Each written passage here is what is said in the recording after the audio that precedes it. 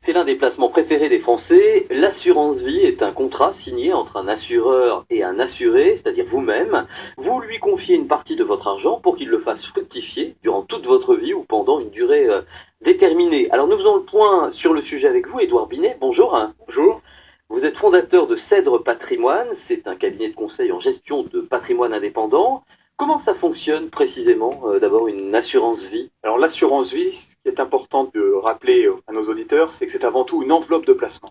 Dire que c'est un placement en tant que tel, ça n'a pas vraiment de sens. Ce qui est important de comprendre, c'est que c'est une enveloppe qui va s'adapter en fait au profil de chaque épargnant, du plus sécurisé, en passant par un profil équilibre, jusqu'à des gens qui cherchent un peu plus de risques sur des actions du monde entier. Donc il y a plusieurs types d'assurance vie finalement. Il y a un cadre général, une enveloppe générale dans lequel l'épargnant va pouvoir choisir les fonds du plus sécurisé au plus dynamique, en passant par tous les secteurs d'activité, toutes les zones géographiques. Qui peut souscrire à une assurance vie et quand? Chacun peut souscrire. Un épargnant peut même détenir plusieurs contrats. Il n'y a pas de limite là-dessus. On peut avoir plusieurs assurances vie. Tout à fait, on peut en avoir plusieurs dans plusieurs compagnies.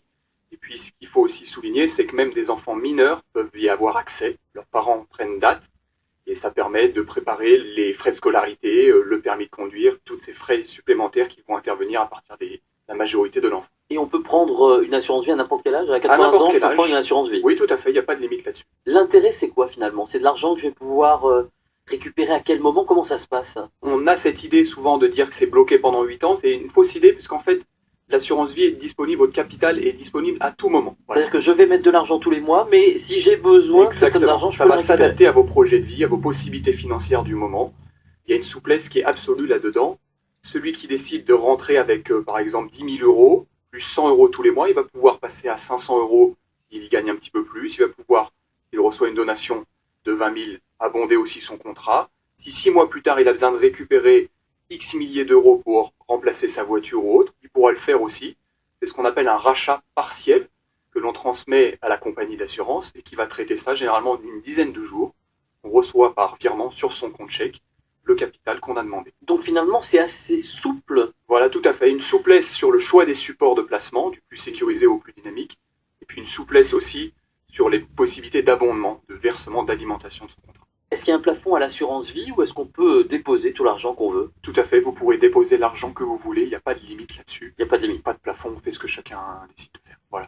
Le conseil que je donne dans ce contexte actuel avec un livret A, le rendement faible du livret A historiquement faible, c'est d'utiliser son contrat d'assurance vie, même jeune, en placement de trésorerie, puisque quoi qu'il arrive, et à condition d'avoir négocié avec sa compagnie d'assurance des frais d'entrée à 0%, on aura un rendement 2 fois supérieur à celui du livret A dans ce contexte actuel. Au moment du décès du possesseur de l'assurance vie, qu'est-ce qui se passe? Au moment du décès, en fait, c'est aussi un autre argument fort des contrats d'assurance vie, c'est la possibilité de désigner un ou des bénéficiaires, que ce soit son épouse, que ce soit un enfant, etc. On fait vraiment ce que l'on veut, on désigne qui l'on veut. Par défaut, si vous voulez, c'est mon conjoint, à défaut mes héritiers, mes enfants à naître et à venir, etc. Oui.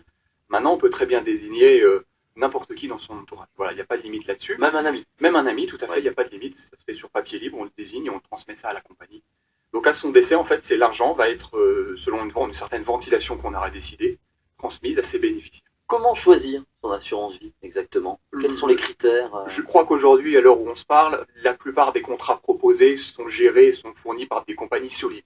Donc ce point de la solidité de la compagnie, c'est un point qu'on peut évacuer. Maintenant, je crois que ce qui intéresse les épargnants aujourd'hui, c'est non seulement le rendement du support sécurisé, ce qu'on appelle le fonds en euros ou l'actif général de la compagnie. La moyenne est plutôt à 3, mais on trouve aujourd'hui des belles performances à environ 4%. Et puis surtout, le grand sujet, c'est bien sûr les frais, et plus précisément les frais d'entrée. Grâce à Internet, aujourd'hui, la tendance est plutôt à des frais d'entrée 0%, même si certains établissements bancaires pratiquent encore des frais au-dessous de 4%, avec un petit peu de négociation selon le montant, etc. J'allais vous demander, on peut négocier? On peut négocier, bien sûr. Rien n'est figé, on peut négocier. La tendance aujourd'hui, c'est quand même plutôt des frais qui se rapprochent de 0, plutôt que 4% comme c'était le cas il y a encore quelques années. Merci Édouard Binet, fondateur de Cèdre Patrimoine. C'est un cabinet de conseil en gestion de patrimoine indépendant. Merci beaucoup.